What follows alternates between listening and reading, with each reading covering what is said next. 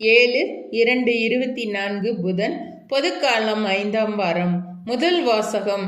சேபா நாட்டு அரசி சாலமோனின் ஞானத்தை பற்றி கேள்வியுற்றார். அரசர்கள் முதல் நூலிலிருந்து வாசகம். அதிகாரம் 10, இறைவசனங்கள் 1 முதல் 10. ஆண்டவரின் பெயரை முன்னிட்டு சாலமோன் அடைந்திருந்த புகழை பற்றி சேபா நாட்டு அரசி கேள்வியுற்று கடினமான கேள்விகள் மூலம் அவரை சோதிக்க வந்தார். அவர் பரிவாரங்களோடும் நறுமண பொருள், மிகுதியான பொன், விலை உயர்ந்த கற்கள் ஆகியவற்றை சுமந்து வந்த ஒட்டகங்களோடும் எருசலேமுக்கு வந்து சேர்ந்தார். அவர் சாலமோனிடம் தம் மனதில் இருந்த கேள்விகள் அனைத்தையும் வெளிப்படுத்தினார். சாலமோன் அவருடைய கேள்விகளுக்கெல்லாம் விடை கூறினார். அவர் கேட்டவற்றுள் பதிலளிக்க இயலாதபடி எதுவும் அரசருக்கு புதிராக தோன்றவில்லை.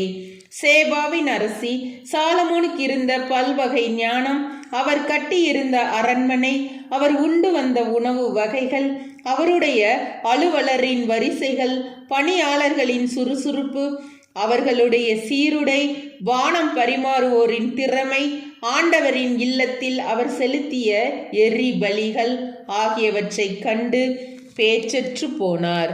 அவர் அரசரை நோக்கி கூறியது: உம்முடைய செயல்களையும் ஞானத்தையும் பற்றி என் நாட்டில் நான் கேள்விப்பட்டது உண்மையே என தெரிகிறது. நான் இங்கு வந்து அவற்றை நேரில் காணும் வரை அச்செய்திகளை நம்பவில்லை. இப்பொழுதோ இங்குள்ளவற்றுள் பாதியை கூட அவர்கள் எனக்கு சொல்லவில்லை என அறிகிறேன். உண்மையில் நான் கேள்விப்பட்டதை விட ஞானமும் செல்வமும் மிகுதியாய் இருக்கின்றன. உம்முடைய மனைவியர் நட்பேறு பெற்றோர், எப்போதும் உமக்கு பணிபுரிந்து உம்முடைய ஞானம் நிறைந்த மொழிகளை கேட்கும் உம்முடைய பணியாளரும் நட்பேறு பெற்றவரே. மீது பரிவு கொண்டு உம்மை இஸ்ரேலின் அரியணையில் அமர்த்திய கடவுளாகிய ஆண்டவர் போற்றி போற்றி.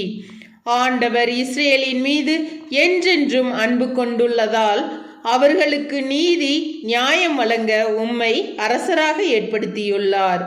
அவர் ஏறத்தாழ 4800 கிலோ பொன், ஏராளமான நறுமண பொருட்கள், விலை உயர்ந்த கற்கள் ஆகியவற்றை அரசருக்கு அளித்தார்.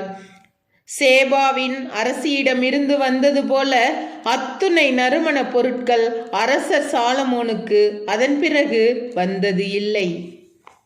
ஆண்டவரின் அருள் வாக்கு. இறைவா, உமக்கு நன்றி.